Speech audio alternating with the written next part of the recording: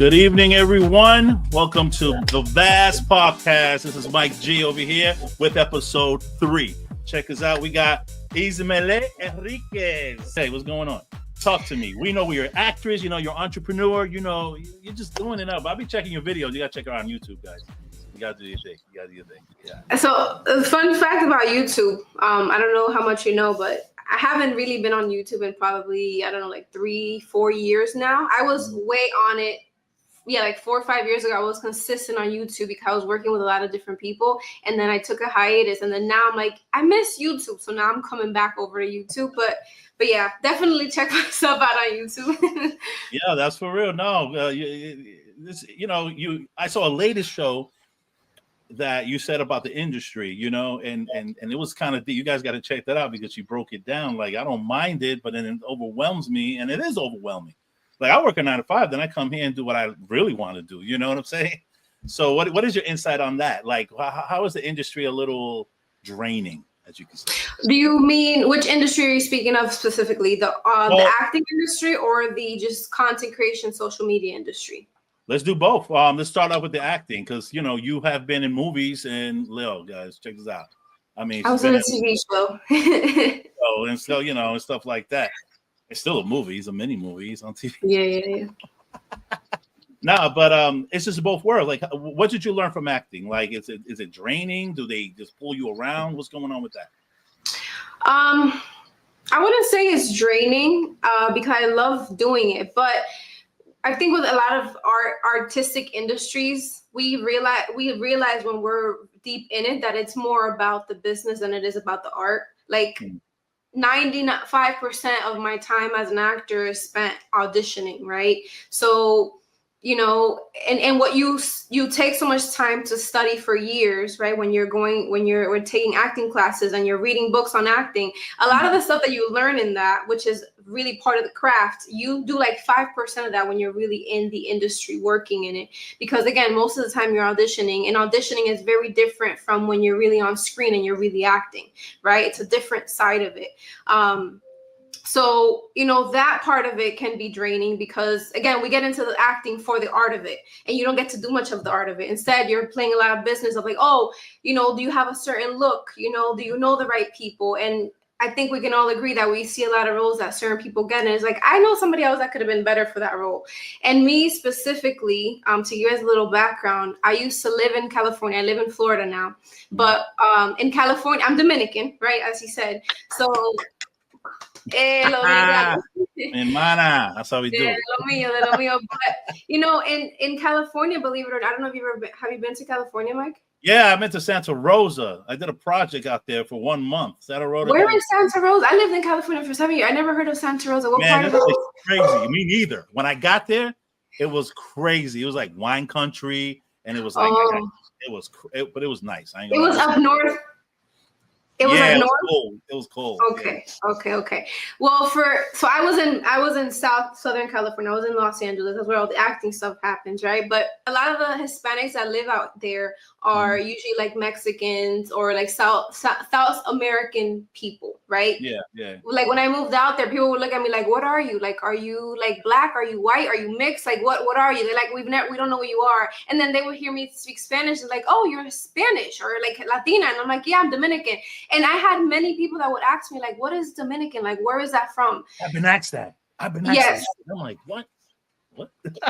Exactly. And then when you're in the industry, it's almost like you're this hot commodity because the industry loves to follow these trends of like, what's different, what's unique. And they don't really even know what it is. But just because it's different, they want to capitalize on it. So my look specifically, because I don't look black, I don't look white, I'm kind of in the middle. When my hair is curly, it's like, oh, that's interesting. And that was trending. So I was able to get a lot of auditions because of that, because they liked my look. And that did well for me. But again, that part of the industry can be draining because they kind of look at you as a caricature in a way, and they don't really try to do things authentically. They say they are, but in reality they're not, right? So that part of the industry can be really draining in that side, and that's also another side of the business that you have to learn how to kind of maneuver around and use to your advantage. Does that make sense? Yeah. And again, that can be draining because it's like, well, like I'm here to act. I'm not here to like, does that make sense? Yeah, no, it makes sense because it's two worlds. It's like, all right, you into the entertainment world, which we're doing right now. This is where we're at, and it's also the acting world, which is like, okay, you got to really put yourself in there. You got to be that core and get yourself known. And being Dominican and asking you what is that, that's just crazy. You know what I'm saying? So yeah, go ahead. And another thing on that is, and I'm not tooting my own horn here or whatever, but also when you have my look, right? It's like people will say it's like exotic or unique or different.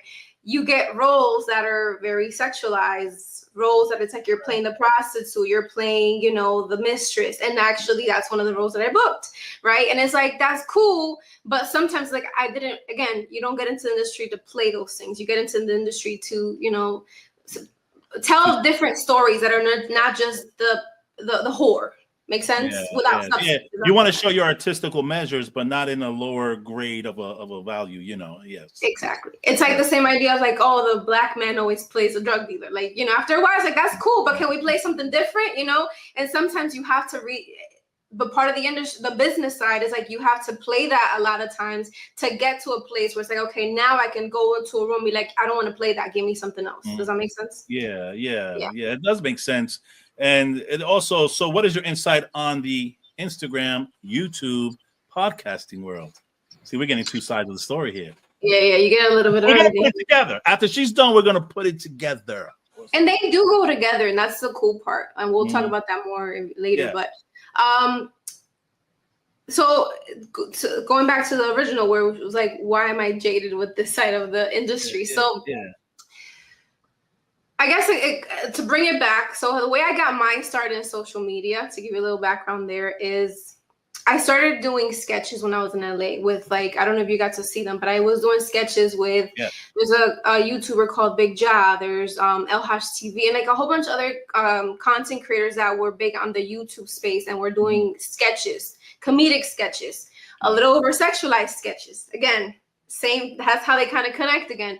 So I got into that, and when I was in LA, my whole purpose was acting. I'm like, I'm a real actress. I actually audition. I have an agent, and a lot of people that got into the sketches world, they wanted to be actors too, but they never auditioned. They never had an agent. They never did their headshot. So they weren't, I guess, real actors for what we would call them back then. A lot of things have changed since then. But so for me, when I first started doing the sketches, I was like, I don't know if I want to do this, because at that time, that was 5-6 years ago, if you started doing sketches on social media, you weren't considered, people wouldn't take you seriously because it was like stupid. It was like goofy. It's like, what are you doing? Like, you're not really acting. Like, you're, now people make a lot of money on social media. So there's a different respect that's behind it because of the promotional value that content creators can give you. But at that time, it was like, if you're an actor, you don't do that. And so I took a little risk into getting into that. But at first, it was just for fun. I started doing sketches. It was just a cool little vibe. It was a group of us that would just do it, and it did well. Like, they would get millions and millions of views on these videos. Yeah, I've seen some of them. Pretty good. I've seen some of them. Pretty good. Pretty good. Yeah, I like the one we broke. We broke. But that's how I got into social media, and from there I was like, oh, this is fun, and I would just start sharing like my journey as an actor in LA. Like, when I first got my SAG card, I talked about it when I first got my agent. So I shared that journey, and I like that. I like sharing with people and that was really fun for me. And that, like I mentioned that video that you saw, that's what I was talking about. That's the part of social media that I love so much, where it's like I can just share bits and pieces of my life with different people from all over the world. And then eventually I got away from the sketch world because I was like, I don't want to keep doing this overly sexualized content. And the sketches are cool, but it's like, it's giving me a look that I don't want it to give me. Right. So I took a step away from it. And then I kind of got into creating like lifestyle content, beauty content. Right. Because at that time is when I started realizing like, oh, I can make money off of social media. Because up until this point, I was doing all these sketches and stuff and getting millions of views and getting all these followers. But I wasn't making $1 from all of this. 1, I didn't know it. 2, I didn't get into it for that. And then 3, we just didn't. You don't know what you don't know. Right. Yeah. And then eventually, like, you know what? I've been doing all this stuff. I'm like, I can make money off of this. Like, why haven't I done this? So then I started exploring that world and learning about brand deals and how to get in front of brands and how to get them to notice you. And I realized that the kind of content I was doing, which was the sketches, was not going to get me brand deals, except for brands like Manscaped. I don't know if you're familiar with Manscaped. I did a brand deal with Manscaped. That was one of my first brand deals because that's what the kind of content I was doing, the over sexualized stuff. Yeah. That's the kind of deals I was getting. Or like the blue, I never did a deal with Blue Chew because I was like, that might be too far, too much. But like, you know, are you familiar with Blue Chew? I don't use it, but I see it. They're like, okay, you've heard of it. Okay. Okay, so those are the kind of brand deals that I could have gotten. And I was like, well, no, I don't want to do that. Like, if I'm really going to take this seriously, I want to be taken serious by like serious brands that have commercials on TV that I've done commercials for, right? So that's when I started getting into the lifestyle content. I was like, okay, let me switch up my brand. Let me switch up the way people are seeing me. And I started doing more of the hair and the beauty and the lifestyle. I'm like, okay, I want to work with you know, mascara brands and beauty brands, right? So I got into that side, and this is where I kind of started getting jaded because now it became about the brand and making myself marketable to them instead of creating what I just wanted to create for fun, right? And that's when the side of content creation kind of starts to make it a downer because now it's like, well, I'm not having fun doing this anymore. Yes, now it became a business. Now I'm making money off of it, but it's like, where's the fun? I got into content creation for the fun of it. Now it's not fun. It's a job. So it becomes oversaturated and stuff like that. I understand. Yeah. But if you do it for full time, I mean, it's better than a 9 to 5. It is a 9 to 5. Yes, 100%. Except for the times when brands are like, hey, yeah, we'll offer you $300 for a video. And you're like, well, I mean, that's not bad compared to like, you know, certain jobs you'll get it, but it's like certain brands will lowball you crazy. And like the amount of time that it takes to put it in perspective for everybody. Yeah. I've been in commercials. I've been on sets of commercials for these brands before. And, you know, they're paying millions of dollars to get a commercial made. And they are paying a creator $300. And that creator is probably reaching, obviously I don't have millions of followers, but I have a really good following across all my platforms. But like they will lowball you crazy. They're getting like a crazy discount. And even then they're still, you know, so that side is also tricky because now you're also negotiating for your, like there's so many jobs you're doing when you're a content creator. You're not just a producer, a director, you know, the actor in it. Now you're also the editor. You know how it is. You're doing, definitely know how it is. Yo, I be doing the promos and be thinking, you know, what's up to Vince? He be thinking it takes 5 seconds. It takes hours. So tell me, so that even though it is better than working a 9 to 5, you're sometimes doing more work than a 9 to 5 because at least a 9 to 5 you can clock out. Here, you're on the clock 24/7 because either you're editing, you're creating a concept, you're managing yourself, sending out emails, you're doing so much, you're wearing so many hats, and they're just like, oh yeah, here, this is it. So after a while, that side of it is also like, but yeah. Yeah. Am I talking too much? No, this is what we're doing. Welcome to the vast power. There's no limits, man. This is great to have you on. And I was waiting for this show because I wanted to hear the both worlds that you've been in, you know, the acting and then the social media, because you be pumping out videos, you know what I'm saying? I gotta take notes. You know, she already gave me notes before the show, guys. So just a heads up, you know. So you might have to see a little tweak in here. But you know, it's just great to have you on and to see the both world because so you're really pointing at being a content creator. Are you still acting or you just want to be a content creator? You're gonna start your YouTube. Give us an insight of the vision. The vision. Oh, the vision is long, but I think I have all day. Yeah. Oh, I don't know about that. It's nighttime here. But you know, with me, it's one of those where acting has always been a part of me, and I even say this on my Instagram all the time. I'm like, because people always ask me, like, "Are you gonna go back?" Because now I live in Florida. Mm-hmm. Acting out here in the Hollywood isn't as big as it is in California.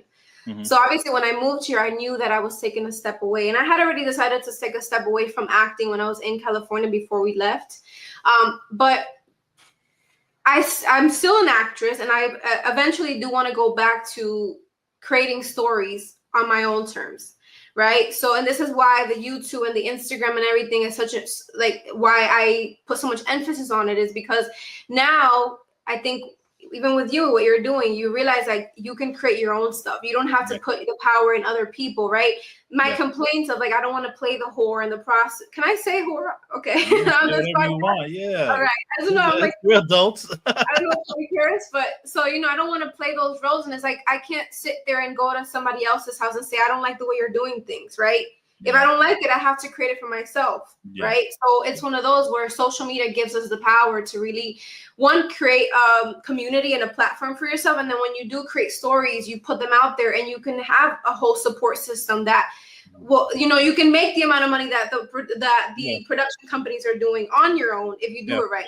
So the whole social media and even the marketing agency that I have now, that's all part of the bigger plan to go back into acting, but on my terms, right? I see, correct. So that way, when I decide, okay, I want to put a short film together, I can do it with my own funds and then put it out, and my audience, if they like and they want to support it, they can go do that without me having to say, oh, I have to go to, you know, so-and-so and pitch them an idea. They might not like it or they want to change, kind of doing it the 50 Cent route.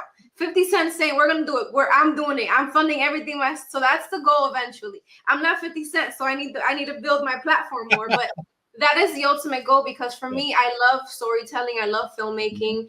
And I love acting. So that's always going to, I think that's one of the reasons I was also put on this earth to act. Like, I love it. And that's, you know, so yeah, I'm going to go back to eventually, but right now I'm building the like stepping stones to go back to it on my terms, if that makes sense. Yeah. You ever thought of like, so you want to do like your own stuff, everything will go on YouTube and just making little skits and stuff like that. And then, you know, people watch that all day. I mean, I watch it. Yeah. I'll be at work. I still work. You know what I'm saying? Because I understand where you're coming from. Let me pause that question just to explain something as well, because we kind of related in a way. I want to do this 100%. You know what I'm saying? I've been doing this for 2 years, but I know it takes a little time to get it rolling, so forth and so on. I started marketing. I got a marketing degree, you know, but you know, editing and stuff, so forth and so on.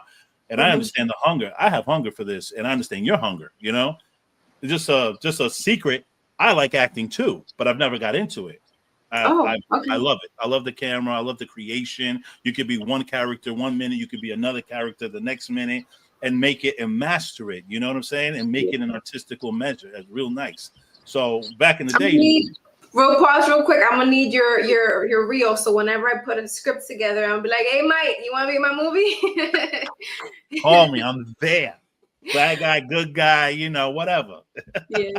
Yeah, I'm an open person. I like to talk to people as well. You know what I'm saying? But do I have my shyness? I do. But once I get going, you know, and it's good to communicate with people in artistical measures like we're doing now. We're doing the content creator, we're doing the videos, you know, the movies and so forth. And we're combining two, you know, you've been there, done that. I'm there, you know, we're both in the same world, editing, video, and so forth and so on. But they're both a challenge. But it's a challenge that we want to accept as well. So, and I've seen your skits. You're a pretty good actress. You know, you need to keep it going. You need to keep it going, and also your YouTubes, your Instagrams, your TikToks, and so forth. Yeah, it's pretty good. And to piggyback off of that, you know, again, I'm not tooting my horn here, but I think it's interesting, and I don't know, maybe you've experienced this in everything that you've done. I know you were in music before and anything, but I think life also, as you're going through it, it gives you hints at like, hey, this is what you're supposed, like, you know how I said that I feel like I was put on this earth to act and like to tell stories all through my life. Even before I knew that I wanted to move to LA and pursue acting, people would always tell me like, I think you're meant for storytelling. Like, I think this is your path, right? And before I even knew it. So I think life has an interesting way of telling you without hinting at you like, hey, this is what you're, I don't know if you believe in God or in fate or whatever, but I think there's something in that. Whether you believe it or not, the universe has something for you. And it's, you know, again, not tooting my own horn here, but I do think I have the talent, but also the support. You know, like I've been very fortunate that even when I did the sketches and I got into social media without even intending to, I was very fortunate that people love to see me on camera. They love to see what I was putting on. You know, like if you look at the videos, like the videos that I was in, they were doing amazing. Like with the other people, it did great too, but the ones that I did, they did well. So I feel like, again, not tooting my horn, but I think you have to be aware of the gifts that God gives you, right? And opportunities. And I think I was blessed with those things where people like me, not just as an actor, but they also just like my presence, and they feel like they can connect with me on certain ways. So I don't know. I just know that I was meant to, you know. Nah, I feel you, man, because honestly, I feel the same way in a way, because I started with graphic design years ago. Music, graphic design. I did local music videos, loved it. And now it's like years upon years, it's like I'm still, you know, I'm blessed and I'm back. And I'm back. You know what I'm saying? I mean, I've been back for 2 years doing it with Vince and, embrace the power of production, so forth and so on. Now we got the vast podcast, great guests and so forth. What's the deal? It keeps on tugging me back. Exactly. And I understand. It's like, I don't know, it's a spiritual thing, a mental thing, but it keeps on tugging me. And I also have a keen interest in acting, commercials, stuff like that. I don't know what it is. It's weird. Every time I watch a movie, I'm like, oh, they fucked up there, but they let it. Yeah. I got the eyes. I was like, yo, check this out, check it out. Yo. I tell my girl, yo, babe, look at that. She's like, how the fuck you get it? But it is, and it's just an interest and stuff like that. And I find there's dumb videos out there, and there's some movies out there. But when the person unique like you and myself, I'm tooting my own horn because in the industry you have to, say. I mean, you have to, the podcast looks different. Your stuff looks different. You talk about some interesting things. You like cooking. You like going your little dances. Yeah, that's cool. Yeah, tap into my Dominican stuff. Put it in there. Yeah. You have to. So I understand the dynamics of where you're going through and stuff like that. But I hope to, keep track, and then hopefully you can come back and you keep on going. Now I'm at 50 cents level. I'm back, guys. And you'd be like, yo, you got Mike G. Who? Like, I'm like, hey, Mike, I got a movie. I need you to play a guy from New York real quick. Let's go. I'll be like, I'll be right there. What's going on? But I think you should. You what? Does he what? Can it pay the rent? Get the money good? Oh, there it is. And that's and again, that's like the beautiful part of it all now. I tell people the power of like brand development, right? Because again, even this, there was a generation where you didn't have the power to do all the stuff you have now, right? And even when you have like things pulling at your heartstrings, saying, "Hey, I want to do this," before you'd be like, "I gotta pay rent. I can't even entertain this," right? Yeah. Versus now, like you can have your regular 9 to 5, and then on the side of that, you're putting in hours towards the things you like because you have those opportunities available, and you have social media that allows you to tap into this whole world out there. Versus before, you'd have to know somebody on a big platform, or you'd have to have someone with the networks to put you on that until you can access everybody. So we're in a really dope time for that, for us people that have those things that are telling us like, hey, do this. This is what you were meant to do. So I don't know. I think people owe it to themselves. Like if you have it in you, I have this thing where if it's in you, if God put it in you to feel certain things, it's for a reason. So it's your duty to explore it and see where it takes you. It might take you in a whole complete different route, but you have to at least try and see, okay, let's see where this journey takes me, Right. But it might take you on a different route, but a better route, the more dynamic route. You'd be like, oh shit, man. Exactly. And it's cool. And it's interesting that, when I contacted you to get on the show, it was amazing. We had a meeting and stuff like that. And you give your insight on the podcast and other things as well, because you do have a business. If you want me to present it, it's To Be One Creative. Yo, check it out. You know what I'm saying? It's on LinkedIn and everything, guys, We do. It's a little on that, Yeah. I don't talk a lot about it because one, I feel like we're fairly new. And even though I am passionate about it, and I'll share more about why I started it, I feel like it's one of I like to share things where I'm like, okay, now I really consider myself like this is what we're really doing, right? Mm-hmm. And with the marketing agency, I started it this year, so it's almost a year old now because we're in 2025. But I started it because as I was working with brands and stuff, right, through the content creation, all of the things in my life connect. And that's what I'm saying. I think you can't say no to certain things. You have to just go with it and see where it takes you because you don't know, right? So when I started working with brands, right, I would start consulting them, and I would notice that I'm like, why are you guys doing it this way? Like, this doesn't do well with customers. Like, as a content creator, y'all want me to promote this product this way, but I know for a fact people don't connect to this, right? Like, I'm sure you've seen ads, you're like, bro, why am I even like, I don't want to watch this next, ads interrupt us all the time. So, with the agency, after working with brands and consulting them, like, hey, try this, try that, start consulting even with small businesses that I knew and people that are trying to start. So I was like, I kind of want to do this. Like, there's not as much money in marketing as there is in content creation. But I had a passion for it, and I had like a knack for seeing, like how you said, like when you watch a movie and like, oh, they should have done this differently, right? I would start noticing that I had that, right? So I started educating myself on marketing. I didn't go to school for it, but I took courses and I learned from people. And YouTube University is the best university, in my opinion, nowadays, right? You learn from so many different people. So I just started educating myself about marketing. And then I was like, I want to do the marketing agency. Like, I think there's so much value I can offer to people. Like, even when we had the conversation, right?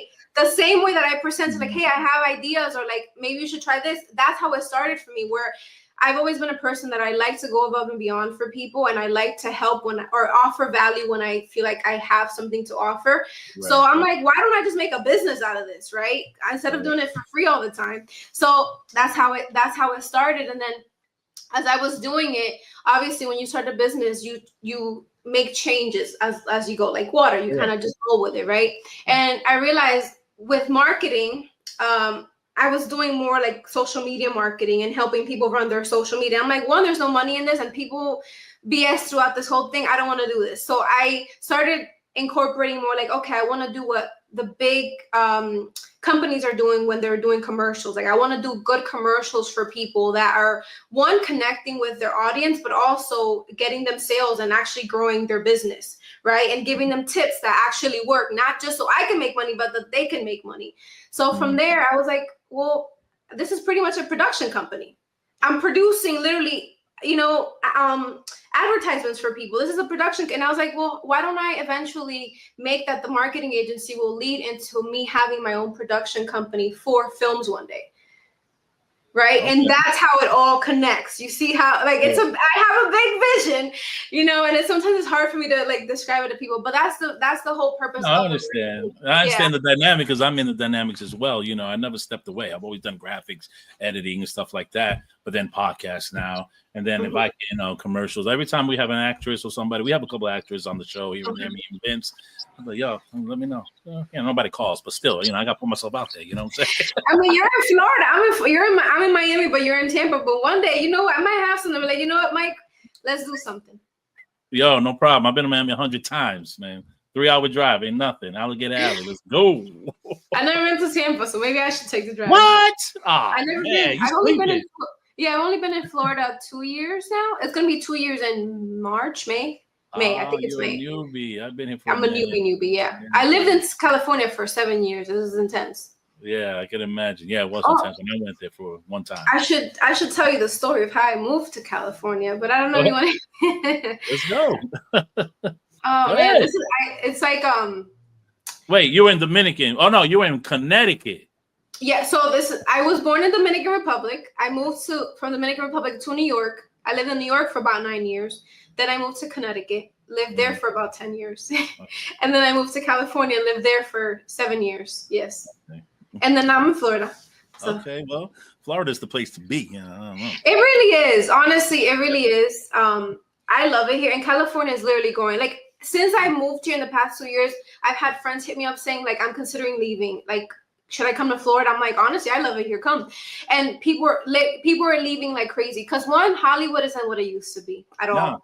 People aren't getting paid what they used to be. Also, everything just has changed. And take 50 Cent. I love to use him as an example. But even him, he bought, what is this, his studio? Is it in New York? Yeah, I read that. Yeah. They're all leaving because the issue was, for the longest, Hollywood just made it easier for people to film, right? They had taxes has always been, but they just had the ecosystem for you to do it better. But one, the taxes are trash, right? So imagine you filming there. It's expensive to film there because it costs a lot of money for you to get a set. Versus a lot of other places you go, and because it's not a big deal, they're more willing for you to let you shoot there for cheap because they're not used to people coming in. The man isn't there yet. Yeah. So a lot of people are leaving Hollywood for those reasons because they're seeing that there's potential elsewhere. Also overseas, because overseas you got tax credits for filming in those places. Like DR is a great place where you can go film stuff because they have a lot of tax benefits for you going over there to film. So a lot of people are just leaving LA for those reasons and going elsewhere. Like, it's not the place to be. Plus you got the homeless problem. Yeah, but Florida, I don't see why Florida don't have more movies. I mean, we got the spots, we got the beach, the streets. It's big. It's big out here, what I've noticed for commercials, right? And I have a lot of actor friends out here that have either been living here this whole time or they moved recently. It's big for commercials. Like Univision is out here. Modeling is really big. Music videos is really big out here. Yeah. But I have a feeling one of the reasons why it's not the film and TV industry hasn't popped off is because, one, it rains too much. Like, imagine you filming a sunny scene and all of a sudden it just starts pouring on you. Your whole day of filming is done, and that's like millions of dollars gone out the drain for that day. Well, that's why we have Google weather. I mean, I don't know. We have Google. We have AI now. You know, that's not accurate. In Miami, Florida, at least, that is not accurate. Literally, you'll be like, oh, it's going to be sunny all day. All of a sudden, it's pouring. I'm like, what? I wasn't prepared. I got no umbrella, no nothing. But I don't know. There might be obviously there's other reasons too, but I have a feeling that's the main one. Well, but maybe now you need to change it up. You can start doing skits here and stuff like that. I mean, and that's one thing I've been considering. I'm like, the same community I had back in California that the guys created. I'm like, I should just create it for because a lot of the sketches I was doing was with the African American community, right? Mm-hmm. So I'm like, and if you look at my sketches, whenever I like put on my little personalities and stuff, usually it's based around Hispanic culture. So I'm like, I've been considering it for a while. I'm like, maybe I should do that out here. And incorporate my type of content into it. Like I don't know if you've heard of the Tonio skits. No, I gotta check that out. No. So he's a big or I don't know, I haven't seen this stuff in a while, but I remember years ago when I was doing the sketches, he was really big in that world out here in Miami because he lives here, and he was doing it with the Spanish community. But again, it was very like raunchy, sexualized content as well. Right. So with my content, if you look at it, it's like I have this series called La Familia Rodriguez. And it's literally like me playing like 10 different characters of like the grandma, the grandpa, the little girl. And it's very it's like very sitcom, family oriented content. So it's different from that stuff, But I might incorporate it. I might bring it back and see what happens. You should bring it back. I think you should bring back to YouTube, John. What are you doing? Let's go. Put some I'm getting back. I am. And yeah. I'll help you. Listen, I'll help you whenever. Let's go. You see, that's a problem where I get in the industry while we're talking here. People don't help each other, man. I don't get it. I don't get it, man. It's like, yo, yeah, that's dope here and there and the other. You know what I'm saying? It's like crickets. I think it's for a lot of different reasons, though. I think one, since social media has popped off the way it has, a lot of people are so used to being in their own shell. Yeah. Right? Yeah. Even for me, like, honestly, the only reason I haven't started creating with other people is because I'm like, I kind of like enjoy, and I created all these characters that I play because I like my shell. I like my little environment of myself, Yeah. Sometimes people are unreliable. Like, even when I was doing sketches in California, like, the guys would always tell me, like, oh, certain people are just late, or they don't show up. Right. So that throws off your whole thing, So it's a lot of different factors, but also I think people are sometimes ungrateful, or they're on the flip side of that. Some people are like, well, I don't want to put other people on because then it's going to, belittle me. But it's like, that's not how that works. I don't know. Yeah. And then you hit the nail on the head. And I've seen that before. It's like, oh, well, I don't know. What are you talking about? Oh, well, what am I getting out of it? People, you get to chill with me. That's what you're getting. I don't know. I'm just saying.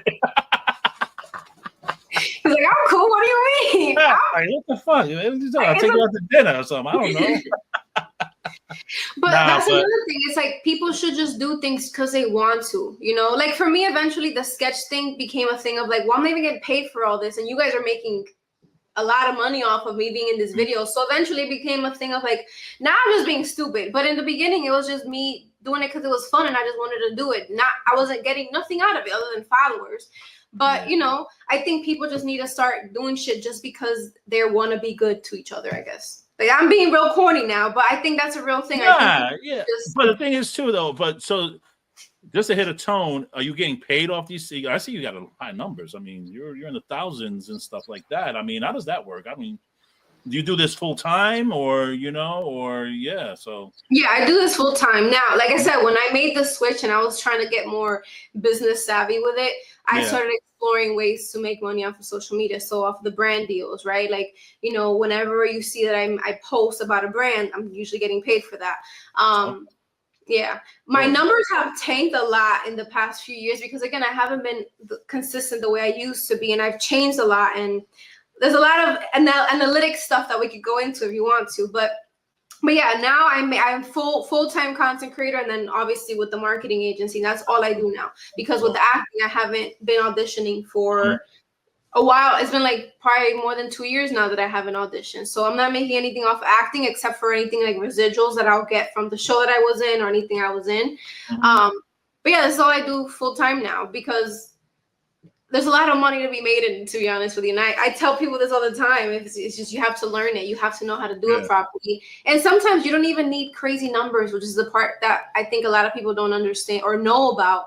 You don't need you don't need 10,000 followers. You could be making a lot of money off of social media with 5,000 followers if you know how to do it right and know how to promote or like just reach out to brands and companies properly, if that makes sense. Yeah, that makes sense, because I'm looking for brands and company too. But I'm sort of still new at this podcast. You know what I'm saying? I'm still new at it. I mean, you can tell me how, let's record a video, edit it, not a problem. That's not a problem. Graphics, not a problem. Music, not a problem. You write some lyrics, not a problem. But this is some other shit. Because you want to make that bread, a little bread, something come in, a G or two, whatever. And then to ask companies to promote, can I, what do? You play number game or, so forth and so on. Like, how do you really make the money if you really don't know, And I'm in that island right now. So, I mean, if I could share a little bit, so it's a little bit of everything, right? So it's one, you have to leverage this community that you're building, right? It's about, because again, and I forgot who I heard this from years ago, but it really put it in perspective for me, right? Because to us, it's like when you get 100 views or 2,000 views, you're like, oh, that's not like if you're used to getting 10,000 views, it's like, oh shit, like this is nothing, like I'm tanking, right? But then you have to imagine how much is 10,000 people or 2,000 people in person, right? Even 100 people in person, that's a lot of people that you're marketing to, right? So when you're promoting something, you have to think of it like, when you're pitching yourself to a brand, you have to think of it like that, and remember that you're offering them a lot of value, right? If you can convert 1 or 2 people and their product is worth $2,000, you just made them $2,000, so that they should be paying you something for it. You know what I mean? So it's one of those where, one, realize the value in your community. Right. And when you're pitching to brands, sometimes you can DM a brand and be like, hey, like, obviously you have to realize why you want to work with them. You can't just be like DMing a whole bunch of brands and just, you could do that, but you're going to be wasting a lot of time. You're going to be playing a numbers game, and it's 1%. Right. But, you hand select the brands that you actually feel aligned to and you want to work with. You reach out to them, DM them, find out their email through LinkedIn, and say, hey, like, I have this, for example, I'm gonna give you the example. I'm gonna give you a little consultation. You guys get into jewels right now. But, you find out their information, email or DM them or whatever, and just say, hey, I have this podcast we've been working on. We're a growing community. And the one thing you need to emphasize is the fact that you're a growing community, because yes, you might create a video for them now, right? With, I don't know how many how many subscribers you guys have, but let's say you guys have, 5,000 subscribers right now, right? In, 3-4 months from now, if you guys are consistent, that 5,000 subscribers are going to grow to 10 or 15, right? Those new subscribers are going to go back to old videos and see that old video you made for that brand. So you have to leverage that and say, right now we're growing, but we're very consistent, and our community they're strong right now, right? So yes, you might not want to pay us a lot of money right now, but the reason you're going to pay us this amount is because you're paying for the future community that we're building. Does that make sense? Yeah. The future of the promotional sense. Yes, correct. Yeah, exactly. So you're thinking long term, you're thinking ahead, right? And so that's the main thing. I emphasize that because I feel like a lot of people, again, when they're starting out, they're like, how can I pitch myself to a brand? They're not going to want to work with me. But when you leverage it like that, they're like, oh, that makes sense. It's anything in life, right? You have to make it make sense for the other person and make them realize why they're investing in you, right? And especially if you're very niched. Like, for example, with you guys' podcast, I noticed that you guys bring in a lot of people that are athletes, or like in just like bodybuild. I've noticed like you guys have like a lot of people that are like in fitness, right? So the people that are watching those podcast episodes are interested in fitness. You go out and reach out to fitness companies or companies that are in wellness, and you say, hey, we have a large community of people that are watching this that are in the fitness niche, right? Yeah. You want to market to them, pay us something, you know? Yeah. And that's how you start. And as you continue to grow, obviously your brand deals, you'll get more money. You can't start off with a $1,000 or $10,000 deal right off the bat, but you start with something, and then other brands will start seeing like, oh, they work with other brands and they actually make the brand look good, right? Oh, I can trust that they're gonna make my brand look good too. Yeah. Does that make sense? So sometimes you might even need to take an unpaid collaboration to show brands that you actually can give them results. Do you ever pitch yourself like to do like Calgon, like girls makeup and stuff like that? I'm surprised, you know. And yeah, like if I ever pick myself to work with brands that are in beauty space. Yeah, like, you know, you see the girls with the lipstick and shit, you know, like. Yes, you know. I've done a lot of those. And like I was saying before, when I changed my content to the beauty and lifestyle, it was for that reason, because I was seeing that all these other girls were getting brand deals with beauty companies, and I was like, I'm cute, why am I not getting these deals, you know? So it was, but again, you have to show them that you can create in that space. So that's why I started changing my content, and I would start doing hair content or about doing my makeup, because I wanted to show them like I can present your brand in my videos in a way that you will be okay with it. Okay.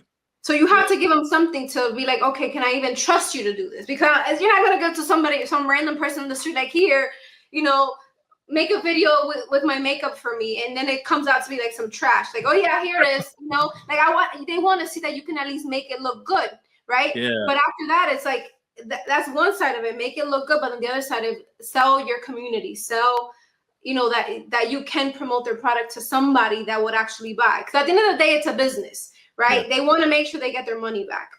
Yeah, but the main thing is reach out, like send them emails, send them DMs, tell them who you are. Even if they say no now they're aware of who you are. They might follow you back, or they might come back around in 6 months. Let me see how Mike's podcast is doing. Oh, it's doing good. You know what? Now I do want him to promote for me, you know? Yeah, that makes sense. You guys just got drills from Miss Henriquez, thank you for coming on, man. And we got to have you back on again. We're done. You know what I'm saying? We got to talk. We got to talk. But thank you again for coming on. Thank you for showing us and giving some notes on the acting, on the social media, on branding. You know what I'm saying? Yo, the list goes on and on. She'll be back, guys. I appreciate that. Thank you for coming on. Thank you so much for having me. And yeah, maybe I'll come back when I'm 50 Cent, you know? Oh, you heard that. I'm speaking it into existence. If I can leave you out with something, is the power of manifestation is real. I'll make this really quick. I know we gotta go. But when I was in California, before I got my first agent, when I got my agent, I remember I have a video on my Instagram, and I was like, I by the end of this year, I'm going to book a recurring role on a TV show. And I said this out loud, and I believed, and I was putting in the work. And like 2 months later, less than a month later, I got a recurring role on a TV show. So I'm telling y'all, the power of manifestation is real. If you believe something, if you want to, just put it out there, do the work, put the energy out there, and the universe will give it to you. I really believe that. So I will be the next 50%, and you're going to be I don't know, whatever you want to be, Mike, but you're going to do it. You're going to put me on some commercials, some movies, podcasts. Let's go. All day. I do it all day. You know what I'm saying? All right. But Mike G is checking out. Thank you for tuning in, guys. Later. Bye.